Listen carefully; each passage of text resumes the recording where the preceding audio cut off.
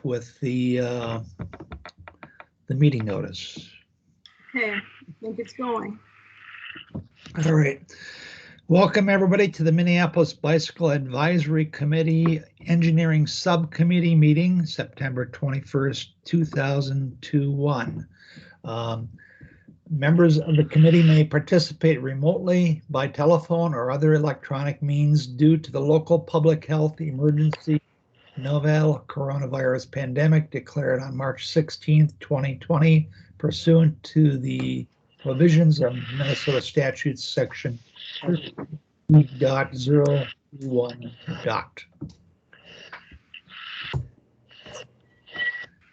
Okay, so today we've got items on the agenda, and first of all is, I guess I should ask if there's anything else on the agenda that we should have here.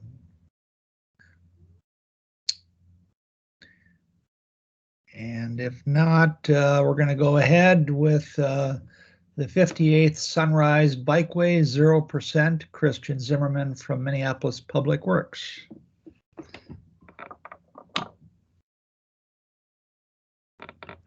You're on mute.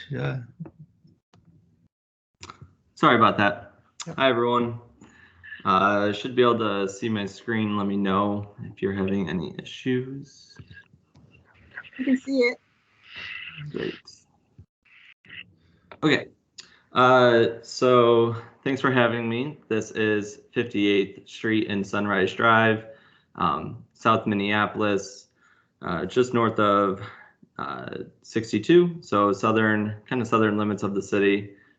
This is a resurfacing project for 2022, and we are taking this opportunity to explore striping options to add bikeway to this area that's identified on our bikeway network. Currently, we don't have any facilities on this roadway, so we're just taking this opportunity to kind of fill in some of those missing links that we still have throughout the city. So you can see here what's listed in this, it's called like a peachish color, is what we've identified as the project limits for this one. You can see it runs from Highway 121 from the eastern extent, which will tie in to a short segment that's existing on 58th to the east, and then there's a bikeway that heads south on Lindale, so we'll have a connection to there. And then it also has another connection as you're on 58th to Bryant Avenue to the north. And then, so 58th kind of wraps around and heads south onto Sunrise Drive, and that's our other identified project limit for this project.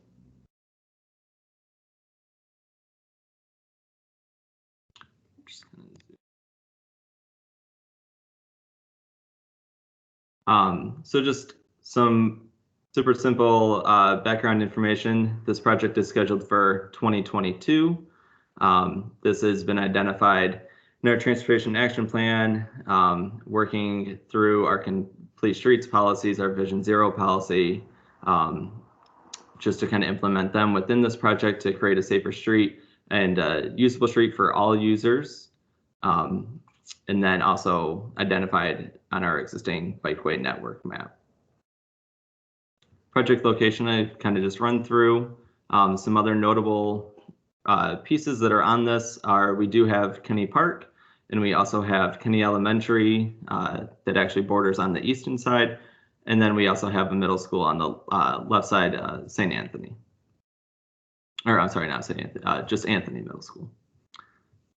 So some of our project goals are just to improve the overall safety for all users, enhance the comfort and predictability of our users, and then just supporting our existing and future bicycle demand and improve that network connectivity. Reported crashes on the corridor itself are very low.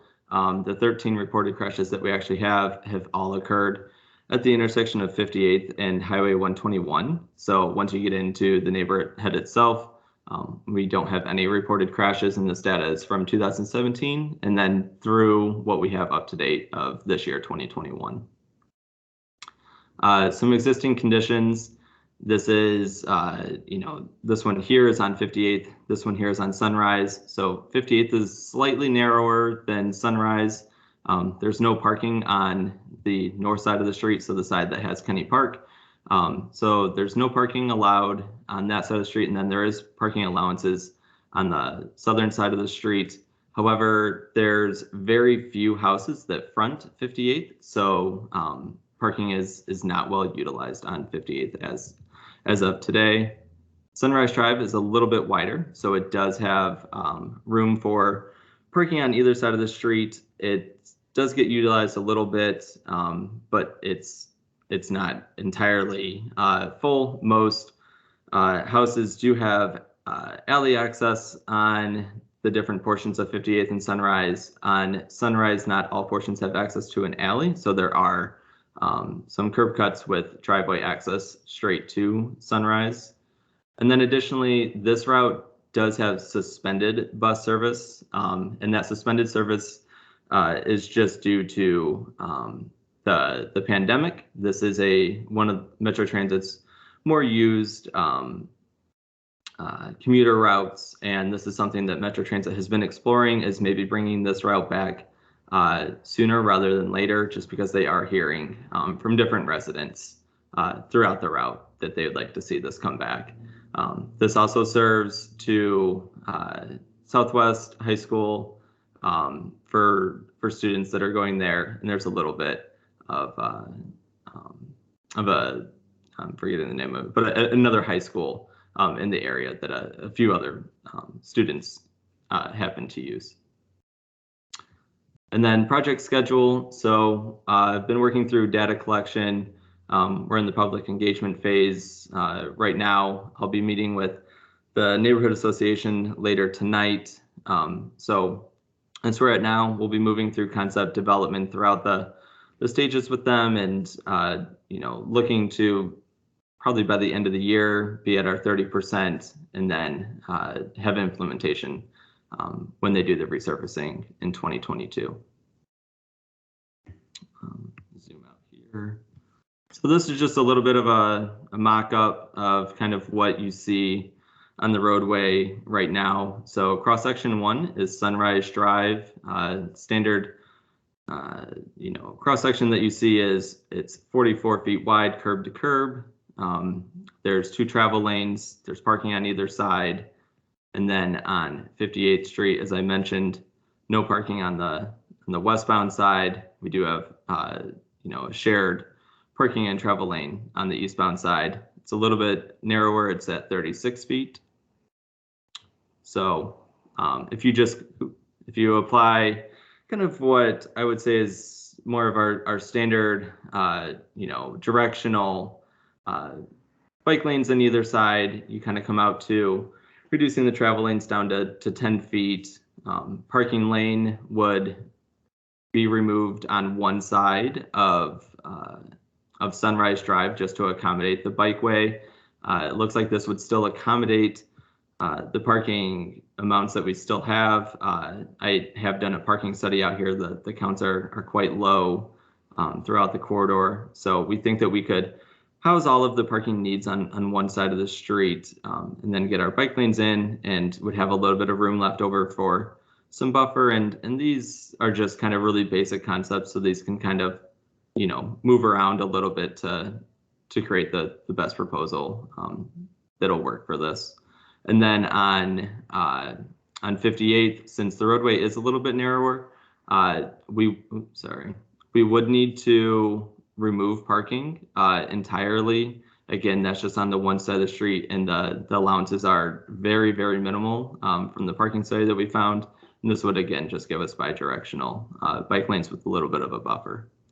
The other aspect of this is looking to get, let's go to the map down here, is looking to get users across Highway 121. So we do have a little bit of, the city has the right of way on 58th, county has the right of way to the north of the intersection, and NDOT has the right of way to the south. So there are quite a few stakeholders to involve in those conversations, and those have started. So we are looking at how could we safely get bikeway users through this intersection so that they can have a safe connection really what we're showing here is, using Bryant to go south, using 58 to get across, and then Lindale to, connect to Richfield and to other South Minneapolis neighborhoods. So we do see that Highway 121 is a key connector piece in this. So we are having those conversations just to see, how can we think of that space and restripe it differently, if possible, to include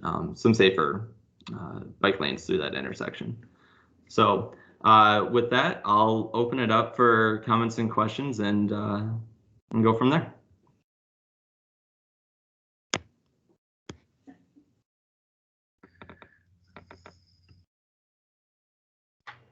I just had a quick question. You show the buffered bike lane, and just for my own clarification, would that be bollard protected or just paint? So I think that's something that we're talking through internally. We do have quite a few driveways on Sunrise, so trying to accommodate those, would it make sense, and would it be giving us the, what we'd really be looking for to get out of the bollard. So I think those are conversations that we're having. So we'll explore those as we get more into the design phase and really determine how much spacing do we need, between the bollards and where the driveways are, and see if that makes sense or not. Sure, thanks. Yep.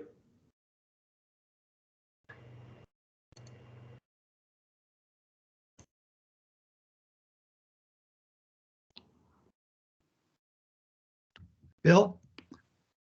Yeah, thanks for the presentation. It just looks like a classic case of underutilized parking being shifted to a much better use. So it's cool to see this. Is there the ability to have you looked at this in terms of any enhanced stormwater or trees or sort of prepared tree soils protection for the lake? Is that part of the scope, or could that be part of the scope? So since this is a part of our resurfacing where we're just doing mill and overlay, it's not within the scope to go outside of our curb to curb. These are usually pretty basic, extending the life of the roadway with the pavement. And then when we see a striping opportunity, we can take those on. So these really don't get into green infrastructure or addressing stormwater in these projects. Those are typically done through a larger capital project rather than these more kind of low cost. Sure. Okay. Got it. Thanks. Yep. Deanna?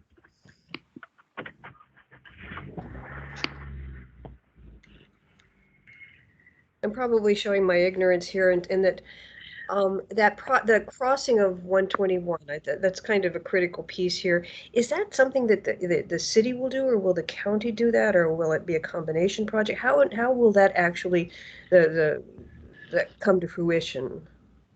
Sure. So the city owns the right of way of 58, so it would be the city that would be making those changes of what we would see fit. And then there might be kind of a piece where we just want to make sure that it's working with what MnDOT needs, because if you're familiar with the intersection, there's kind of these goofy, kind of like a slip lane for the left-hand turns. So one is the county and one is MnDOT. So we would just need to make sure that whatever we're doing works well in partnership with them. And then also this could require some changes to just how traffic is flowing through here. So there could be maybe, a striping change that's, for left-hand turns or what have it to Lindale. So, so while this is city right of way, we still want to make sure that we're being good partners with the county and with MnDOT, since their roadway is not. So this is at 0%. Or will you be coming back to us, and at that point, would you be able to kind of review with us what the outcome is of your conversations at that point? Yeah, so I'll be back closer to 30% when we have you know, a design. So and at that point, you know, once we have a design, I'll be looking for the support of the BAC. So you'll certainly see kind of what that design aspect ends up being. Okay, thank you.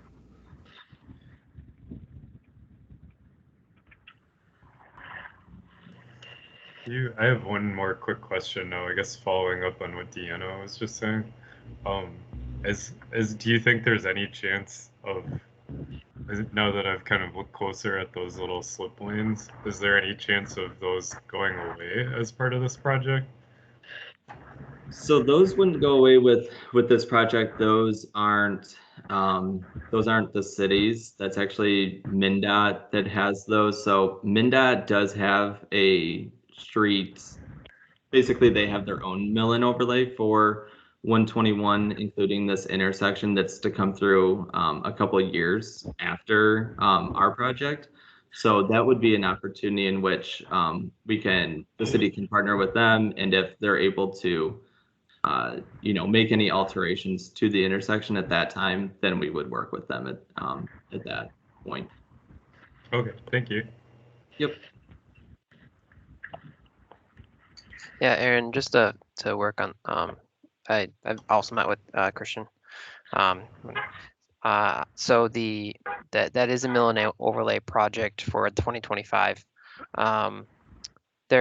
We are looking at how we can make that intersection better.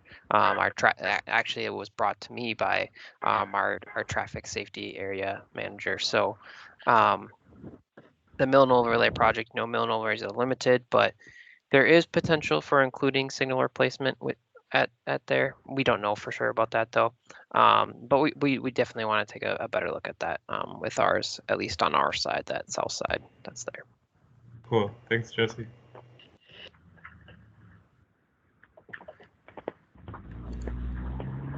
Thanks, Jesse. I didn't want to speak for that side and put anything out there at this point. So appreciate that.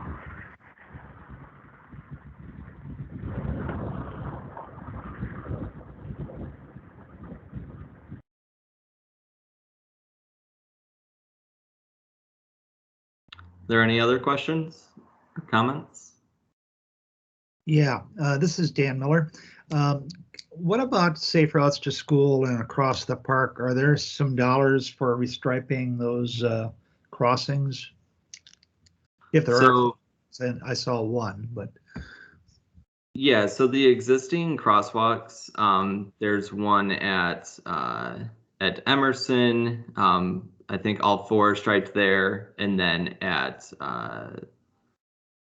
Fremont, right, kind of south side, kind of bisecting where the school, kind of move my mouse, like right here.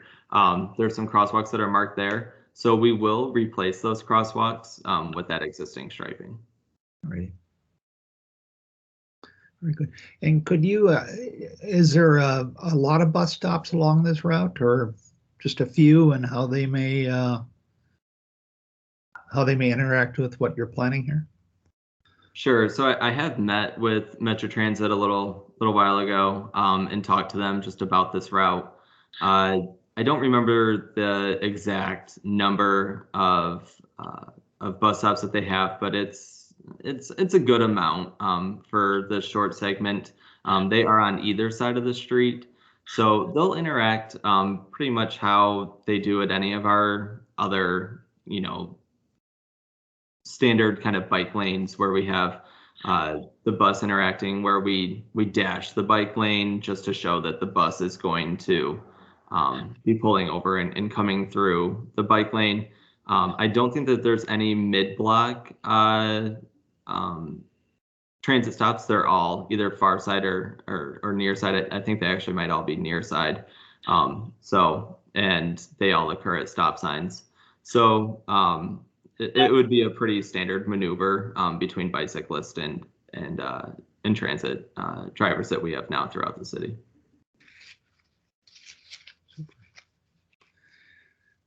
You need any support from us? This looks like a great addition. I mean, particularly tackling 58th. Would it be helpful for us to weigh in on this at this point? Chris, I think I'll ask you on that. I think typically support comes through at 30% when there's a design, but Yeah. Chris, go ahead and weigh in. If you have anything in particular that you would like the BAC to take a formal stance on now, Christian, you're welcome to ask for that, or BAC members, obviously, you're welcome to do that at any point. But typically, 30% is what we would do for a resolution, so that's also fine. Yeah, I don't think there's anything formal that I need at this point. It's been, you know, I've been to the council member, they're supportive of it. I went to an event at Kenny Elementary a couple weeks ago for their back to school night and interacted with, I don't know, 30 families or so, and it was all positive communication there. So this project seems to, you know, have a lot of support going for it. So I don't think that there's anything formal that I would be asking for support at this point. So I think probably just at 30% that, you know, it's a design that we're all on board with. Okay.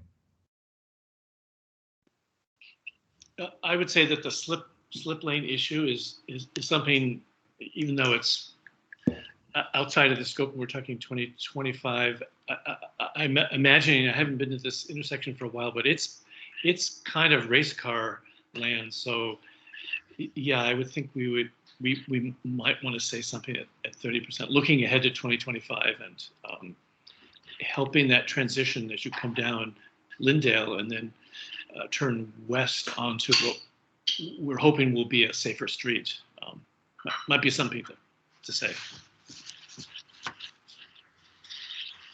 Yeah, I think that would be good as just something to show support that when MnDOT is looking to do any work at that intersection, that if we can make that even safer, you know, that's definitely something that we want to move forward with, and MnDOT is being a good partner in that so far. So expect good things.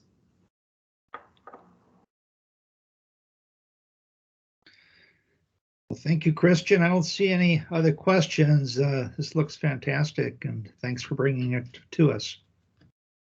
Yeah, no problem. Thanks for having me. I appreciate it.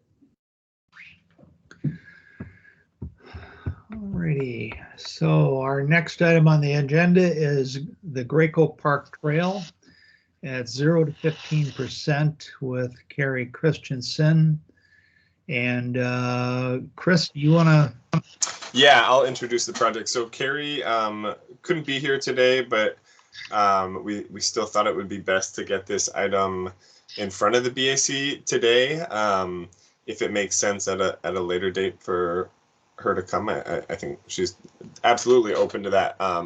Basically, there had been some kind of time constraints as far as the feedback process, and so we were just hoping to get it in front of you sooner than later. And so she put together a video. So I'm actually just going to play a video here of the presentation. And then if you all want to like write down any questions, you can send those to me, and I can be the conduit to get those to Carrie. And also, if you all want to do any sort of resolution or anything like that, we can chat about that after the fact. So I'm going to play this. If somebody could let me know, I'm going to start with the volume low so that I don't like blast all of you with the volume, and then just let me know if you're hearing this correctly. I've only done this a couple times, so hopefully this works. And if I need to adjust anything, just speak up, or this would be an appropriate use of the chat if you want to let me know if anything's if there are any technical issues. So here we go. Hello, Bicycle Advisory Committee. Thanks for having me tonight. Sorry I can't be there in person. We've got an open house for this project right now. So we just thought we'd give a quick update on the Graco Park project and invite you to either have a conversation following the presentation, and I'll listen to the recording, or feel free to, there's a survey link. It's bad on my end too, sorry. We'll just try and troubleshoot this here, and ultimately if it doesn't work, I think we'll just make this recording available for everybody. It worked. Okay, there we go. Today, Let's see. shortly, and we'll come out later this fall. We're now out with some concepts for the community. There's a person, we've got an open house for this project. Okay, sorry. Hello, Hopefully Bicycle that Advisory works. Committee, thanks for having me tonight. Sorry I can't be there in person. We've got an open house for this project right now. So we just thought we'd give a quick update on the Graco Park project and invite you to either have a conversation following the presentation and I'll listen to the recording, or feel free to, there's a survey link at the end that can get circulated as another way to provide input on this stage of a new park development project along the river in Northeast Minneapolis. We are calling it Graco Park. We've been at it for a few months, starting last spring. It's actually a multi-year project if you know anything about the Graco Park project. But we have kicked off this round of engagement last spring with some high-level project launch information, which I think was shared briefly with the back. And then we're now out with some concepts for the community to review. We've got 3 concepts that I'll be sharing with you here shortly. And we'll come out later this fall with a preferred concept, which will take some combination of all 3 concepts I'll show you today after receiving feedback on those 3 concepts, and come up with what we were calling a preferred concept based on all the feedback from this round. And finally, we're planning to bring a final concept to our board for approval this winter, with bidding followed by construction, hopefully starting in fall of 2022. My name is Carrie Christensen. I'm a senior planner at the Park Board.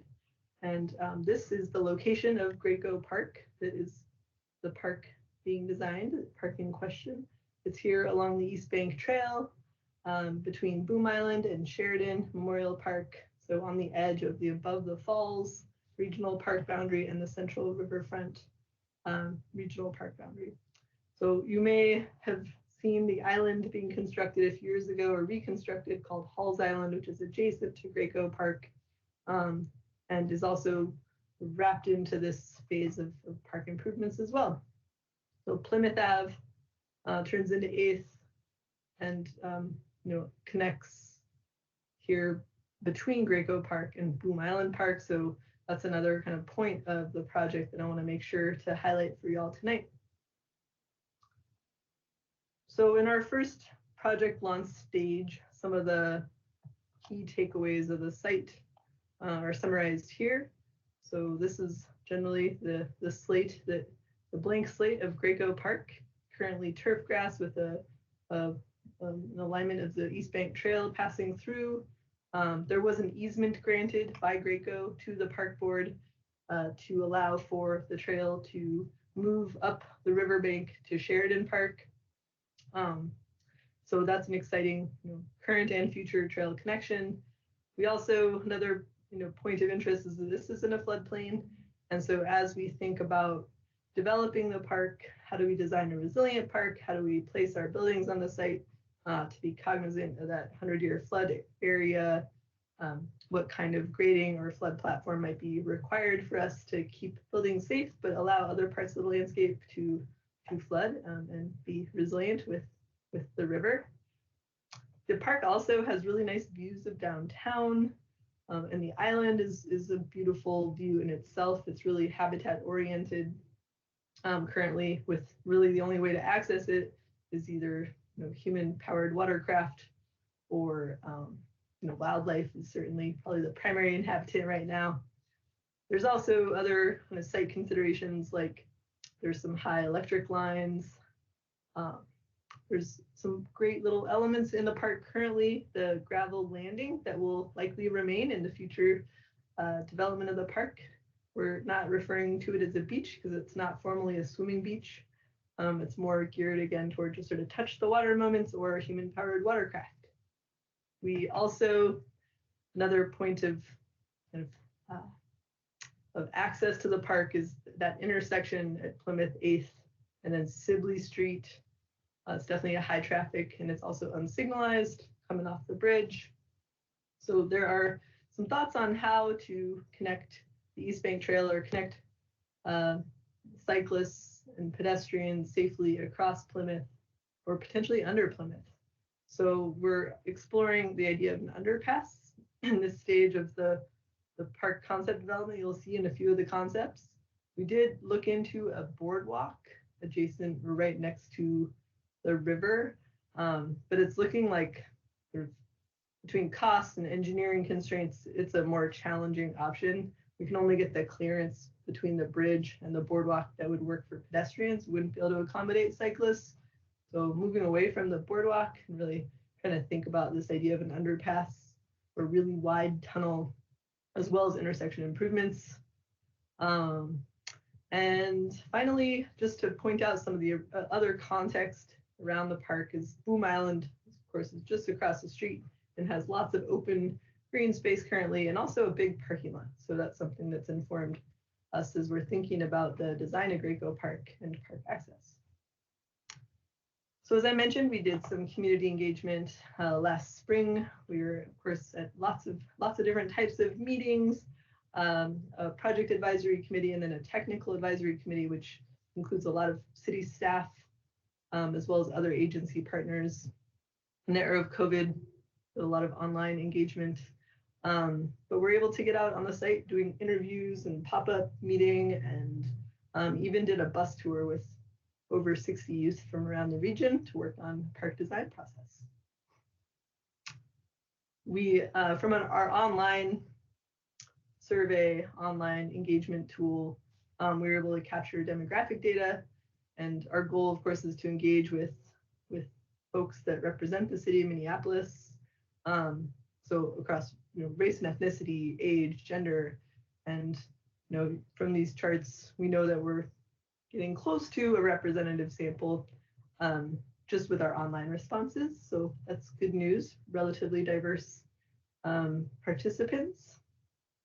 And then a little bit about what we heard and what informed not just the site analysis slide that I showed earlier with the opportunities and constraints, but what's of interest to community to have in Graco Park.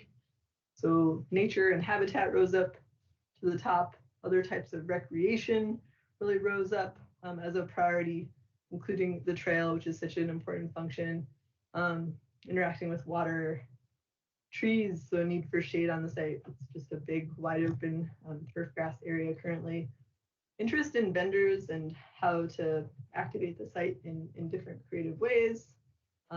Also an interest in telling the story of the site, of gathering spaces for whether it's performances or picnics, integrating art, integrating dog parks. So these are just a list of, again, some of the responses that we received and preferences for the site. It helped us, inspired us in the design. And then there's also going to be a park board building on the site, a new building. And so part of our initial engagement was, what would you like to see in this building?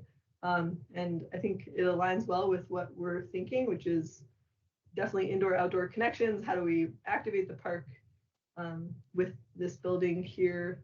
So thinking about it as a community space, a space that will have public restrooms, a space that will have storage, a space that will be sustainable and mindful of the river and wildlife. Potentially something that would offer maybe in the future some vendor or concessions opportunities. So you can see just, again, this idea of a building is definitely part of this stage of development that we're excited to be bringing forward too. So without further ado, here are about to unveil our concepts. As we roll through the concepts, keep in mind, what do you like about the concept?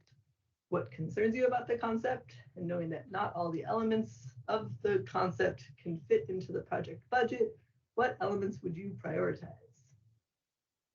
So concept 1 includes a bridge to the island, to Halls Island from the park, really kind of centralizing the circulation of the East Bank Trail in these wide arcs, separating bikes and pedestrians.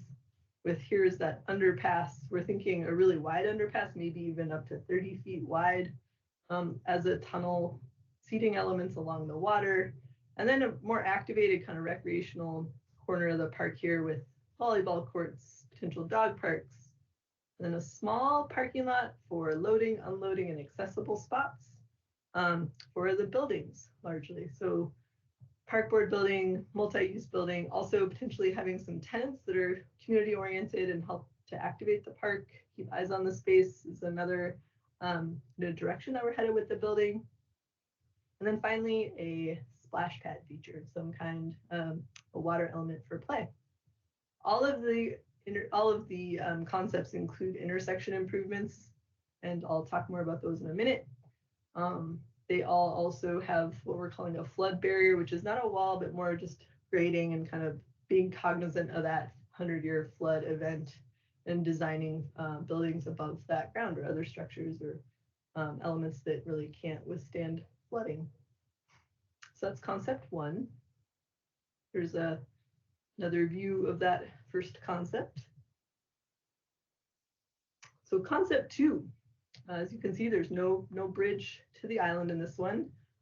No specifically kind of recreational or athletic facilities here, but more of an open green with a kind of a market plaza through the middle of the park, pulling off a 9th. That could, we're also thinking of this one as the Minnesota dock concept. So think about fishing or accessing the river, looking out onto the island rather than walking out to the island. Again, one of the really important functions of Halls Island is habitat. So we heard in the first round of engagement that folks were really interested in protecting that area's habitat. So the park buildings in this case would come off the street and move into the interior of the park, maybe even adding something like a kayak storage, canoe storage, library building of some type near the water so folks can get boats down there. No underpass in this concept, and another small parking lot here. There is street parking in all of the concepts as well. Here's another view of concept two. And concept three. So this one, again, no bridge to the island, a lot more sort of understated access out to the water with an overlook onto the island down to those downtown views. More of a curvilinear kind of informal wild path through what we're thinking of is more of a floodplain forest. So this is probably the most habitat rich concept. So floodplain forest, prairie, kind of meadow in the middle here with more of an upland, big woods like oaks up top for the street, where the buildings would be situated, tucked back into the corner of the site. And so a much more vegetated, much more habitat oriented design concept here, again with an underpass and some area for like a plaza for gathering, events, and again the park board building. In each of the concepts you might have seen the orange or yellow call out, which is the idea of potentially having a vendor at the site in the future. That's not going to be part of this phase, but we do hope and think that would be a great use of the site in the future, vendor or concessions. Well, the other element in this one is the public art element. So how do we want to bring sculpture or other public art, creative placemaking elements into the site as a nod to the Northeast Arts District, where this is really closely located next to. So that's concept three. Those are the three concepts that are online. I will now just move to the intersection and talk a little bit about that. So the intersection at Plymouth and Sibley, or Plymouth/8th and Sibley, it's a city-owned street, so it's not park board property. It is a state aid road. It is coming, of course, across the river on Plymouth. So it's a bridge, it's sloping. It also, for us, connects the park to the city bike and sidewalk network, which is one of the reasons that we want to pursue intersection improvements here in collaboration with the city. It also provides access for folks on the East Bank Trail currently from Boom Island to Graco Park, and in the future. We also, with the underpass idea, would have 2 points of connection, acknowledging that most likely folks would still use the intersection even if the underpass were there. And so overall, we've identified this goal of just wanting to calm traffic and get users across safely. The Boom Island access road or driveway is here. The current East Bank Trail is here and then connects over to Graco. Picture, definitely improvements in the park in terms of gateway or plaza here, and then some kind of intersection treatments that are in line with various guidelines and standards. We've pulled a few high-level ideas from the city's street design guide, from raised crossings, which I believe there's some work to do on a policy level if we wanted to pursue this option. But raised crossing could be a possibility. Curb extensions certainly are a good tool in the toolbox, and then safety islands or refuges are another idea, all related to crossing improvements. And then thinking about ways to, with wayfinding, signage, rapid flashing beacon, those are other types of intersection improvements that we could consider.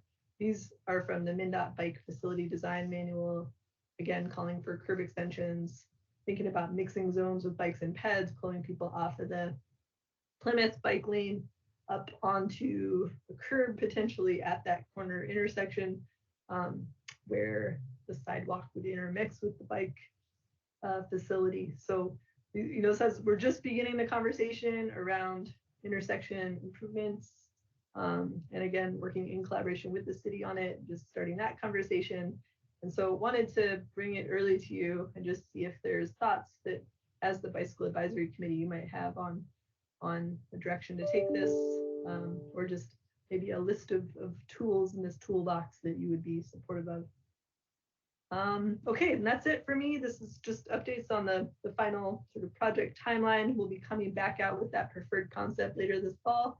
It'll likely be some kind of video format that will be self-serve, and I'll make sure to share it with staff. And hopefully you all can check it out at the back again. So thanks for your time tonight. Here is the link to the project website with that engagement too, that you can access the survey. There's also an interactive Miro board that you can play with just to drop sticky notes on the concepts. So as a point of feedback, or send me notes, or I'll listen to the recording to get your feedback. And just, it's really conversational at this stage. So thank you so much.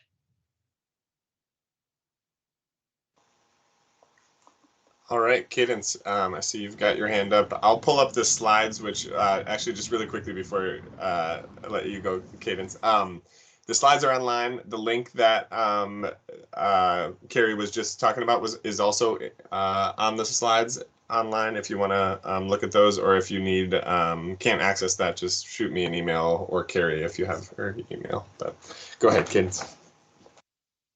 Yeah, thanks, Carrie, for the presentation. I have a question about the crossing of Plymouth, and the slide that you had shown showed like 4 different, I guess, options in the toolkit. I was just curious if like an RRFB or like some sort of like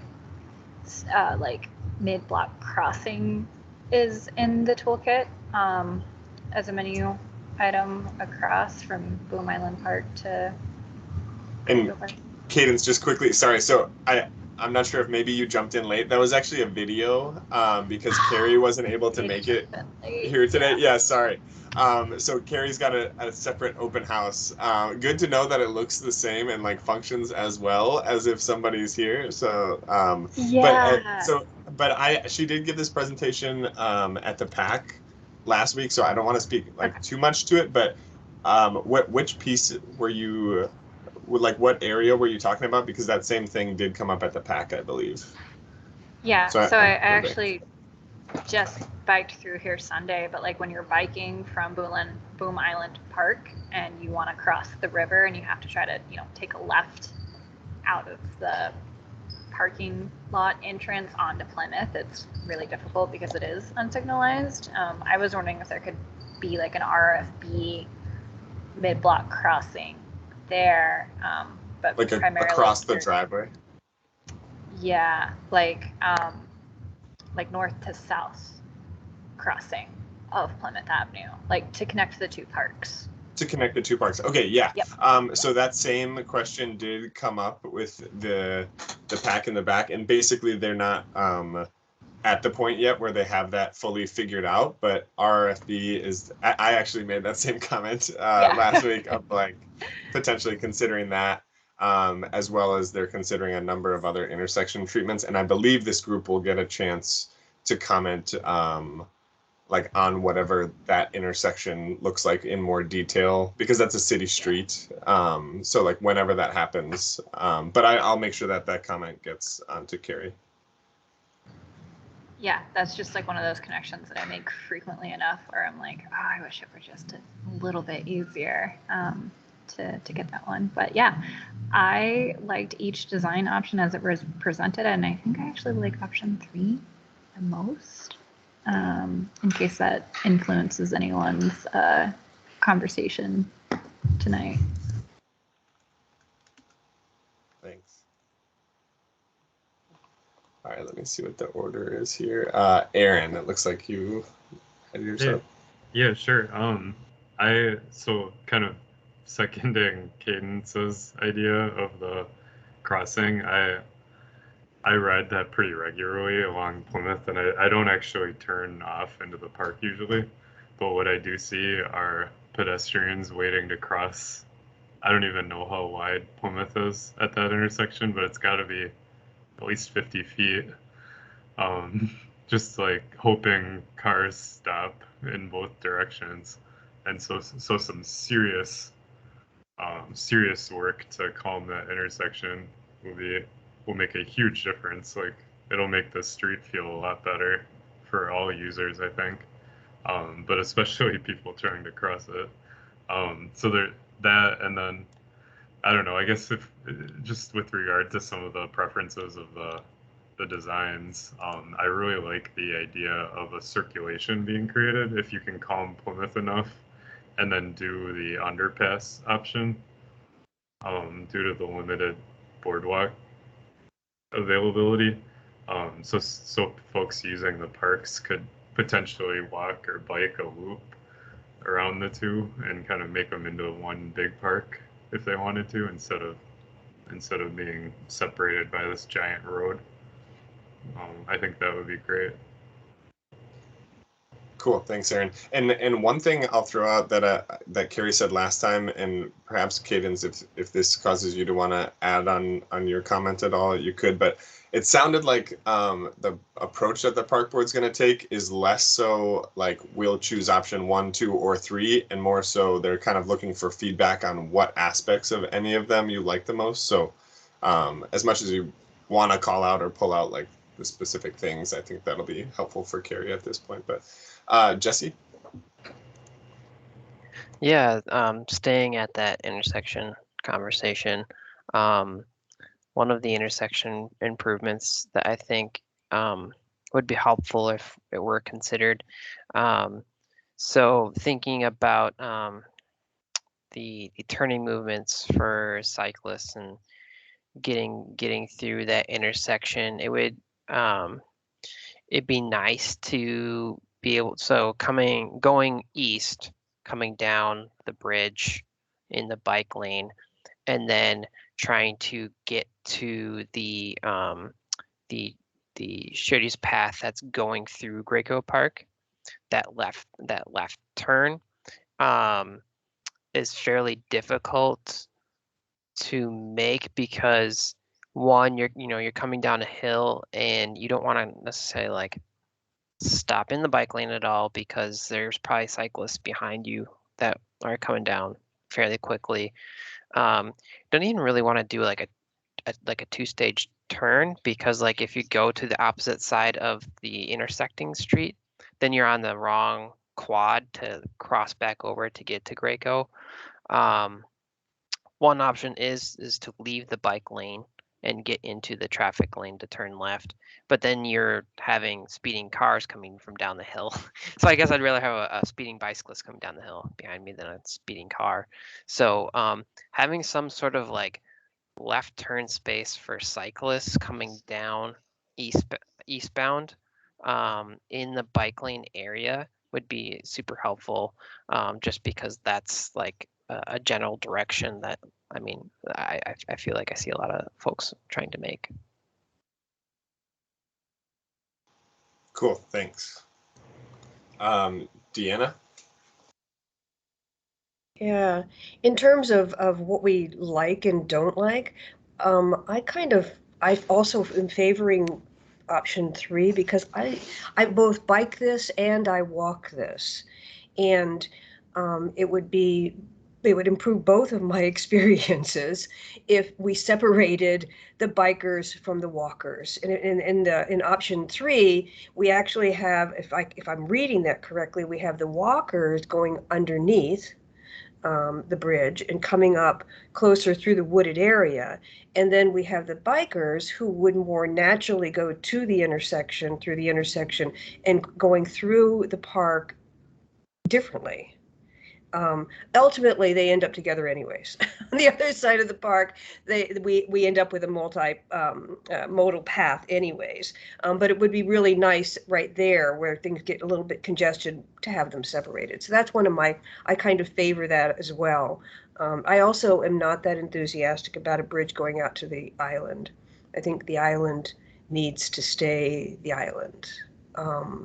And so, although there's some appealing things, in terms of the community, I understand that they might like the dog park and that kind of stuff. I still would favor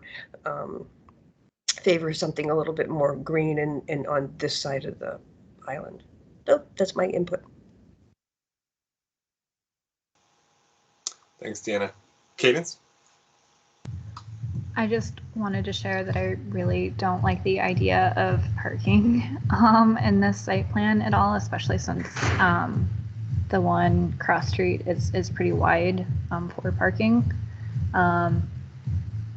And like I used to work at Prize Brewing across the river, and so many of the patrons there bike, walk, and take scooter from like North Loop and downtown. So like it's already an area where we're seeing a lot of active transportation, and I don't really think that we should just have park space shifted back to parking, especially if the goal or one of the primary goals is to like preserve natural habitat or increase habitat. I see that as being antithetical to that goal. So Cool, thanks. Aaron?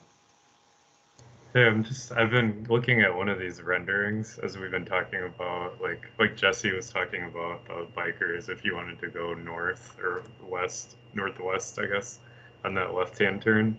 What I was kind of starting to think is what if, and I don't see this idea marked up in any of the concepts, but what if for northbound cyclists, you actually had a right turn at that driveway intersection and then kind of looped the bike path west to that tunnel and then continued the bike route there. So if you wanted to go north, farther into northeast, you'd actually go right, and then you wouldn't have to cross that intersection at all. And maybe you could build in some extra space to accommodate those people plus anyone who did want to cross directly at that intersection, pedestrians or cyclists. But something, and I don't know a good way to show this on my screen, since I know we're recording, but maybe I could actually probably do something with the Windows snipping tool if I'm able to. Well, I don't know if you can see my cursor on the screen right now. Can you see that? Oh yeah, yep. So I think what you're saying is like coming, let's call it eastbound, and then coming back around here and going down to like a trail there for crossing. Yep, and obviously it looks like there would be some complications with the mouth of the underpass, as far as like per the current depiction of it, like it might need to be angled or kind of have almost like a tapered shape to accommodate some people going from one direction or the other. Yeah, there's a few things, and like a trail here, like there is water like water features, like a little harbor there and some kind of grading and then a stairway here currently. So it might get I mean, I guess, yeah. I'll write that. Yeah, it's kind of more, some feedback. There's definitely some problems with that idea, but it also would solve that other problem, I guess. I do think, like, from the city's standpoint, like, no matter what, like, we'll want to make this intersection navigable, because I think even if like we did add, from my perspective at least, what you're saying, like a loop around here, there's still going to be folks that are not going to want to go all the way around and who will want to cross there. But I will include that in the comments. For sure. Yeah. That's what I'm picturing, is kind of both things being done. But yeah, thank you. Mm-hmm. Phil? Yeah, the intersection it's really unpleasant. You're racing down Plymouth, so I think Aaron's idea, especially, and I liked scenario number 3 best also, because you have more parking, more development south of Plymouth Avenue. So if the final design has the underpass, I do like the idea of doing the hairpin basically at Plymouth and going back west and then underneath if you're going to be traveling north or south. So I think that's absolutely worth encouraging. But the intersection, you're right. Some people are going to be racing down. They're going to want to stop. They're going to cross over the intersection. So obviously you need to also attend to the intersection. Not the worst thing to do anyway there. Cool. Yeah, I don't think that those ideas have to be mutually exclusive at all. Yeah, right. Thanks, Phil. Deanna? Actually, I wasn't sure that I was going to say this. Again, here I'm new, so I might be asking questions you already know the answer to. Do we ever do roundabouts in the city as a way to kind of manage the traffic there? Then what would happen is the bike would go the roundabout, go all the way around, and hit the bike path on the way back.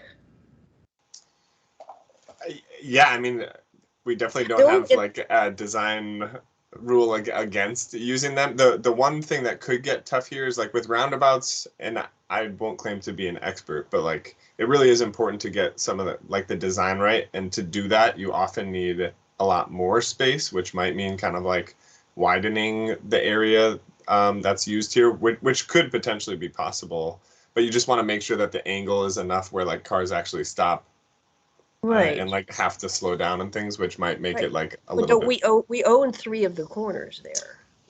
Yeah, no, like I think it. I don't, theoretically it could be possible. I'll definitely pass that along as well. And the one that comes to mind for me is Minnehaha, which is sort of like city park convergence. But sorry, go ahead, Cadence. Yeah, I was just wondering if you knew off the top of your head if this is a trekking route to provide, like. Plymouth probably is on our route, yeah, which would also potentially kind of impact the design of that roundabout. But I mean, I would think that no matter what, we would build a roundabout so that it's, I guess we would look to our street design guide for control guidance, but yeah, that could be an impact that we'd have to consider. The center island could be designed as traversable, so it wouldn't be too bad for trucks. Yeah, and like either way, we'd have to make sure that like 100-foot fire truck could get there, which wheelbase is less than 100, but yeah, so I think. Any other comments?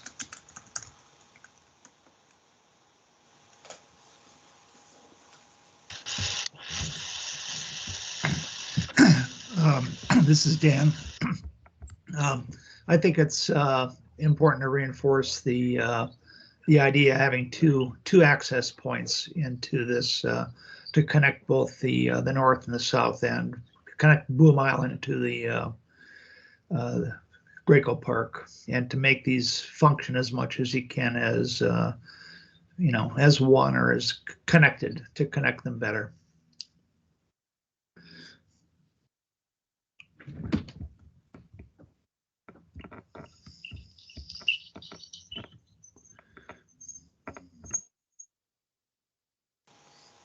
Cool, thanks. Sorry, I was just jotting down the notes.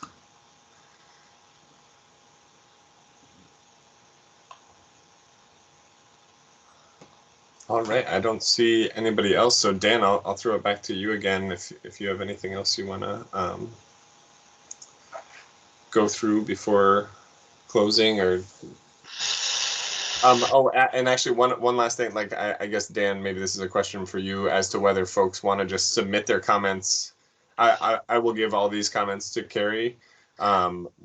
You're also welcome to submit the comments online at the link, which you can find in the PDF, or let me know if you're having trouble accessing it. Dan, I think there's an option to like formally submit a resolution at this point, if that's what folks would like to do. So I'll just leave that out there for you to think about.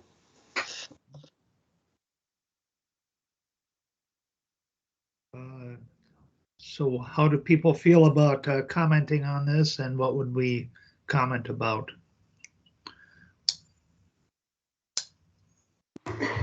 I feel like there were, oh, go ahead. Oh, I was just going to say it feels like we all would like to see an underpass. So a resolution at least commenting on that, I think would make sense. And the crucial importance of whatever's done with the underpass, that the intersection be really attended to. So, Cadence? Yeah, I felt like there were some like major element themes that we could put forth. I too really like the tunnel connection for folks. It seemed like what I got out of this conversation, discussion, are that the priorities are having that tunnel connection, better design and safety at the unsignalized intersection. There does seem to be more preference for not connecting directly to Halls Island and leaving it more natural habitat. And I would like to put in this that we don't support additional parking stalls on parkland when there's ample street parking immediately adjacent the site.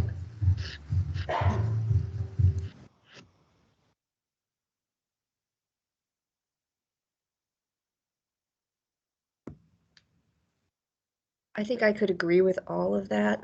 I think that the parking that's in option 1 is supporting the children's splash area and the dog park, where none of us are that fond of that option. In some ways, by not putting in those kind of in the volleyball place. But when we look at some of the other options, and they're more natural, passing through, walking through areas, then there certainly doesn't seem to be any need to have parking in that area. But the first option, because of the children's splash park and such, I can understand why somebody would want it there. So it's kind of almost, if we prefer certain types of options, we certainly wouldn't want to have parking. Just a thought.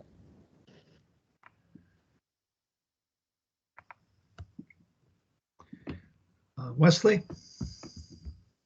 Yeah, just to jump in real quick, I think as we're talking about a few things here, I'm just kind of coming up with a couple of my own thoughts. And I live near this place, and it has been a frequent destination over COVID, almost daily in many weeks.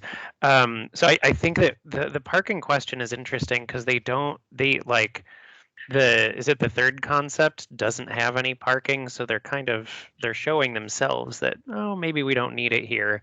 And I think that there's somewhere in here they note that the parking, I think, in Boom Island is pretty underutilized. So I think that, and it depends, like, I don't know what, I wish Carrie were here to speak to a little bit of how the parks could relate, but I think that there's a pretty strong argument to be made that, like, with this under bridge connection and an improved intersection, there's no reason that the parking lot that exists in Boom Island couldn't serve both areas right now, because it's very large and always very underparked. So I think that's important to note. I would say, like, I'd personally rather, and I'm not sure if Adrian has, or I would vote on the resolution. I'm not sure. My successor on the BACs, this is my last month. I'm not sure if she's gotten her oath of office thing signed off yet, but personally, I kind of like the bridge concept, and I don't, that's just straying a little bit. I don't know that we need to comment on that, because it, like, unless we have a very strong rationale to, but I kind of prefer it, and, like, I'm going to go write my own personal comments separately, just as a resident who lives nearby. So that's what I've got for now.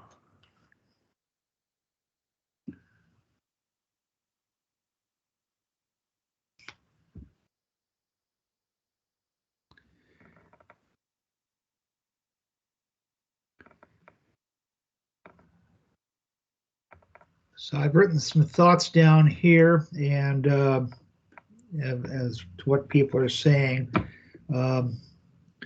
Would anybody be interested in helping me write this resolution? This is a quick turnaround week. We will be having our, it'll be due this Friday. And I think I can put something together and try to get it out to everybody yet on Thursday or something like that, the people that have attended this meeting. Any thoughts?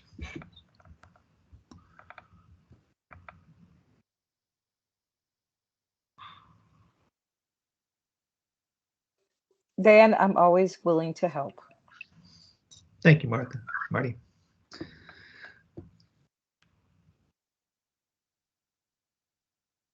Okay, I'll do my best to put something together and have it on Thursday for you. So that's the end of our items that were on our agenda. Are there any remarks or things that people would like to, announcements, I guess, yeah.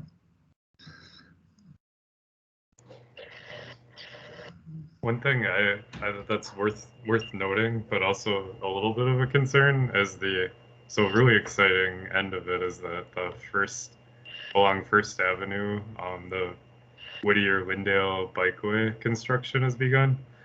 The less exciting part of that is that the project is being split into 2 years now instead of one. And I actually went back and looked, and they did warn us about that possibility, so it's not, it feels like it's out of left field, but it's not. But I know Our Streets is asking people to write their council member to see if there's a way to expedite.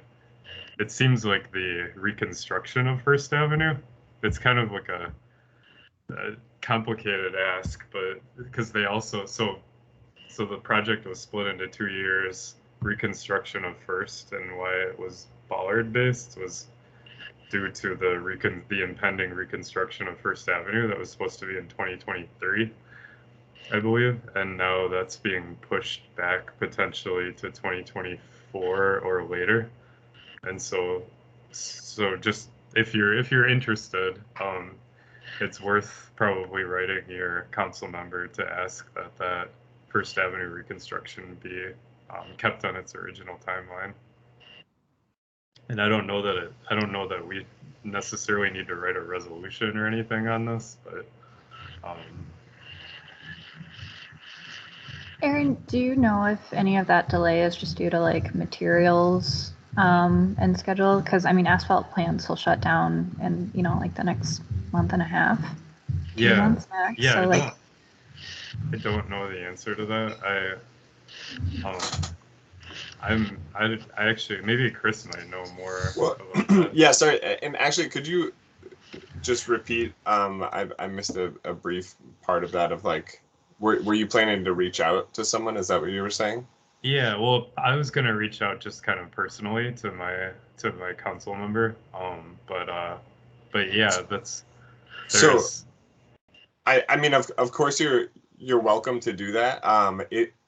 It's definitely not a delay from like we just don't want to do this now. I think probably a better or another route you could take would be reaching out to Mike Samuelson, who's the project manager who has actively been working on this, and I'm sort of forgetting the details right now of sort of what kind of barriers they were running into, but I guess I can just say, like, I know that he's been working hard to get that installed and wants that installed Yeah. as soon as possible. So it might just be worth maybe an email to him if you're comfortable with that. Yeah, I think definitely I'm not thinking there's anything nefarious happening that's causing it. It's like, Yeah, I'm sure there's like real reasons. I just don't think like a resolution would necessarily like move anything along more quickly. Same with like getting a council member involved might just be like another thing for kind of Yeah. What like about with regard navigating to through all that? But what about the placement, what I've heard about potentially the First Avenue reconstruction being delayed by 1 to 3 years? was that a part of like what the CIP team spoke about when they came? I don't know if you remember their last presentation that was due to kind of the bonding issue where things got delayed a little bit. Yeah, I feel like I just wasn't paying enough attention to this whole project. And So this whole thing just kind of slipped. All of a sudden it went from like this year, the phase 1 and 2 of the initial construction, and then the First Avenue. So just to clarify a little bit, those are completely unrelated. So maybe that helps kind of like alleviate some potential fear of like the longer term reconstruction is not related to like why this short term. Like I think that's more just capacity for installing possibly materials or other things like that, which Mike would be. If you want me to connect you with him, like he'd be the right person to ask about that and kind of just get some answers there. The other thing is essentially there was a bond budgeting issue. I don't claim to be an expert in any of this. If anyone else knows more about these issues, wants to jump in. Essentially, we ended up not having as much money as we thought we did due to like the rate at which the bonds grew or things like that, something along those lines. And so there was like a 50-something million, 70-something million shortfall over like the length of a CIP. So like so over the course of 6 years or whatever that was. And so when the CIP team came in, whenever that was, April, March, or something like that, they went through kind of like how that adjusted the CIP. Okay. And again, like you definitely can reach out to your council member about that. All the council members were briefed about what was happening and why at the time. Mike's actually also the CIP person, so like you might just want to rope that question in there with him if you want more detail on kind of why that may have slipped. What would you suggest? So, and I forget now what we do every year, I guess, around CIP, but is there any way we can promote that particular project to be higher up in the rankings for quick or? Yeah, I mean, you can definitely ask that when the CIP team comes. Like we're going to be starting those conversations again soon, like now-ish. And so when they come, you can ask about that. Everything slipped basically. It wasn't like I remember them saying that. Yeah, so like it wasn't like we took that project and like moved it and that like solved it. So basically what I'm saying is like I think it's going to be a hard sell to be like, hey, let's change this one, because there wasn't necessarily like a restructuring of the order of the CIP. It was just kind of a delay. That said, on any given year, any of those projects can move around, and so if that's something that you feel strongly about and others agree with, I mean, that's a comment that holds just as much weight as any other comment about the CIP. So, okay, well, you've given me a lot of lot of food for thought on this. Thanks for the background and kind of refresher. Cool. Yeah, let me know if you want help connecting with Mike at all. Okay, thank you. I've pestered him before about this project, so Okay. I appreciate it though. Cool. Yep. Any other announcements?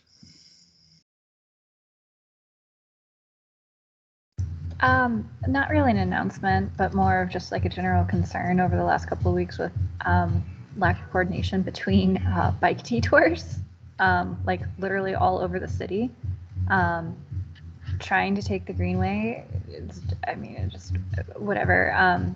Tried to get off of it, got detoured to 28th, and then 28th was being like mill and overlaid. It's done now, but like I just got in this terrible like detour to detour to detour cycle, and like was just sort of stuck riding where I shouldn't have been. And I don't know if anyone else has been having that same like inability to navigate the city. It also happened to me on the other side of Hiawatha. I got stuck on some detours there as well. So it seems like there's a lack of communication between different construction project managers, and it's really hard to navigate the city by bike and in a couple spots right now. Cadence, if you want to shoot, so like typically Matthew would he's like is kind of the point on handling some of those issues that come up. If you want to shoot me an email with any specifics that you want addressed, I can at least like look into that and see if there are things that we can do to improve those specific detour routes right now. Obviously, I think there's also like a more like systematic thing, which was a part, like there's a strategy and action and TAP, and like that's something that like theoretically we'll be working on. I don't know if it's a 1 to 3 year or 4 to 7 year or what it is, but for the short term, yeah, if you wanna shoot me an email, I can see what I can do there. Yeah, I've also noticed like more concerns and complaints from other people who bike in public and online spaces too, that are just like, how do I get around? I mean, our major regional trails have been closed for like 3 years. And then in the last few weeks, like all other alternatives have just been like under construction, and it's just sort of like, well, what do you do? So I had been directing people to just like open a comment with 311. Yeah, I mean, yeah. That's always path you can take. If you want to just stick to 311, that's cool. If you want to channel it through me, I might be able to flag some more specific people for specific projects and things like that, if that's helpful. But cool. Thanks, Chris. Yeah.